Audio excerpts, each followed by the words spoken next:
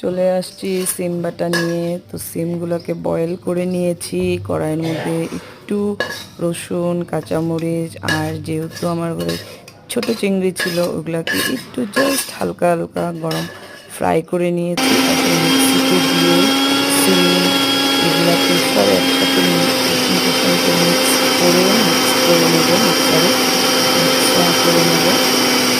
একটু ধনেপাতাও দিতে পারো, লবণ দেবে, আর ঝালটা যে যে স্বাদের মতন। তারপর কড়াইয়ের মধ্যে একটু কালিজিরা ফোড়ন দিয়ে, যেটা আমি মিক্সার জারে মিক্সড করে নিয়েছি, সিম, রসুন, তার চিংড়ি মাছ, এগুলোকে অল্প জাস্ট লাড়াচাড়া করে নেব। গরম ভাতের সঙ্গে বাটাটা খেতে সেই লাগে।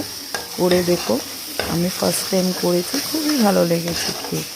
ওম সাইরাম, সবাই ভালো থাকো, সুস্থ থাকো।